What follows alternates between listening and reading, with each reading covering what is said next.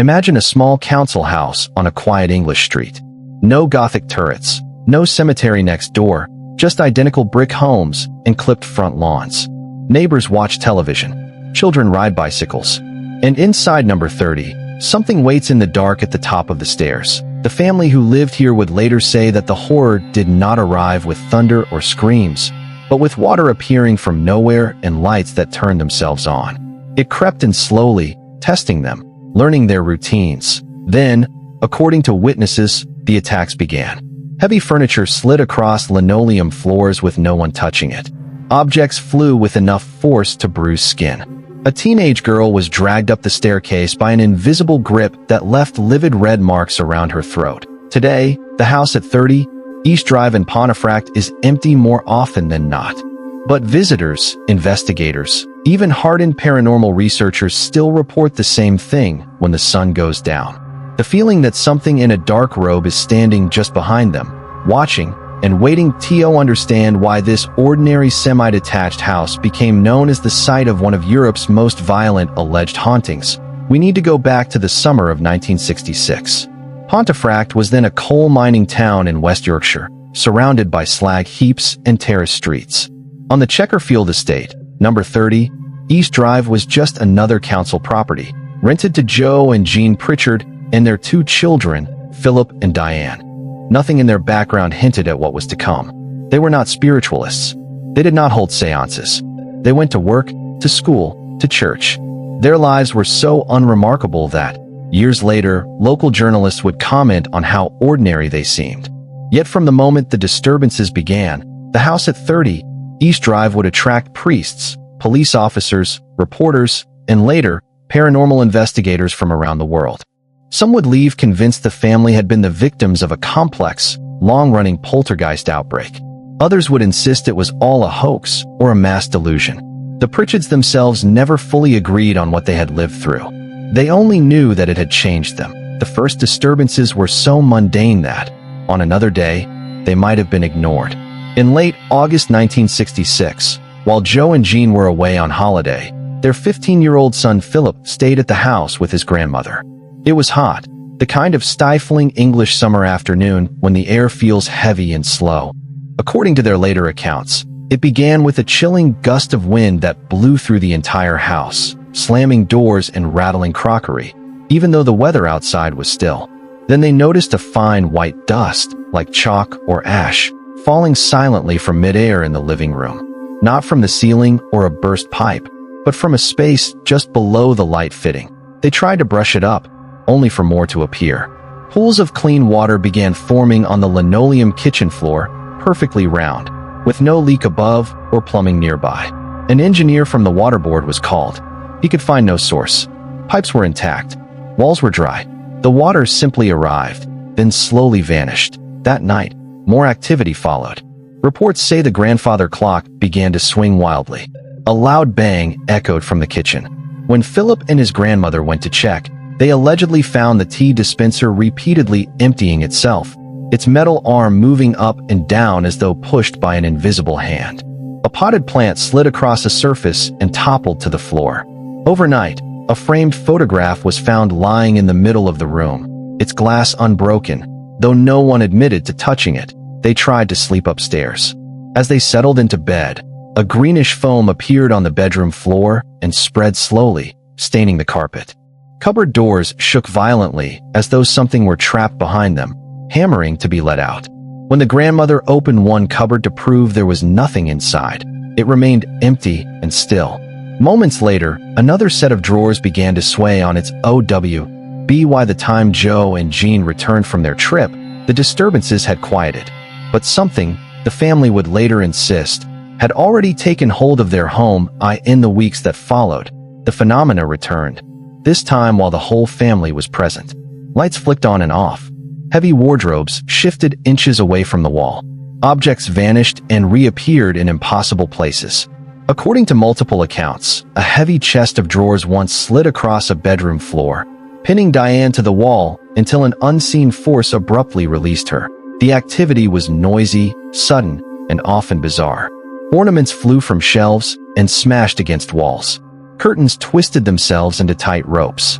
Pools of water reappeared. One night, a pair of gloves reportedly danced in midair as though worn by invisible hands. The Pritchard's relatives began to witness events for themselves, and word spread along the street.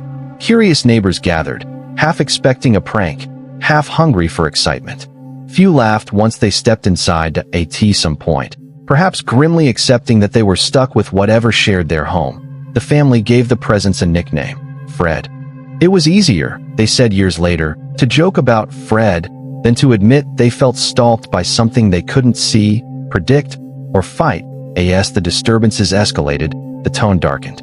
Religious objects seemed to provoke the strongest reactions. Crucifixes were found hanging upside down. Sacred pictures were slashed or thrown to the floor. According to one visiting clergyman, whenever he entered the house with a rosary, the temperature dropped sharply and a heavy, oppressive silence descended, as if the building itself were holding its breath. Local priests were called in more than once. In one widely reported attempt to bless the house, holy water was sprinkled in each room while prayers were recited. Witnesses later claimed that as the ritual progressed, loud bangs echoed from the walls and a thin mist formed along the staircase. A large plant pot is said to have lifted off the ground and hurled itself down the hall. The priest urged the family to remain calm, to ignore the disturbances where possible, but the advice was hard to follow. Scratches appeared on walls they had just repainted. Objects disappeared from locked rooms. On several occasions, according to multiple witnesses, a foul, rotten smell spread suddenly through the house and vanished again within minutes. Over time, it became clear that most of the aggression focused on the youngest member of the family, 12-year-old Diane. Objects aimed themselves at her. Her bedclothes were yanked away in the middle of the night. She reported feeling unseen hands tugging at her hair, pulling at her legs. On one occasion, according to accounts repeated in books and documentaries, she was levitated from her bed and thrown across the room. The most disturbing incident came when Diane was allegedly dragged up the stairs by something no one could see. Family members later described watching in horror as she was pulled by her throat, her body bumping against each step while she clawed at the banister. When they finally managed to free her, red finger marks were visible on her neck, as though a large hand had been wrapped tightly around it. Not long after, several witnesses reported seeing a figure for the first time. At the top of the stairs, or standing silently in the corner of the living room, a tall, hooded shape in a dark robe appeared and then vanished. Its face, they said, was either blank or hidden in shadow. They began to wonder whether Fred was more than just a playful nickname. The figure in the robe led some to speculate about who, or what, they were dealing with. Pontefract has a long religious history. Nearby stood a Cluniac monastery centuries earlier, and the town saw executions and brutal punishments during the medieval and Tudor periods. In later years, a local researcher, Tom Cuniff, suggested that the haunting might be linked to a 16th century monk who was said to have been hanged in the area for murdering a young girl. According to this theory, the girl's death and the monk's execution took place close to what would one day become East Drive. That it is important to say that the historical evidence for this specific monk is debated. Some historians argue that the details are too vague, the records too incomplete. But to a frightened family, the image of a hooded, possibly malevolent monk seemed to match what they thought they had seen. The nickname changed. The haunting at 30 East Drive was no longer just Fred the Poltergeist.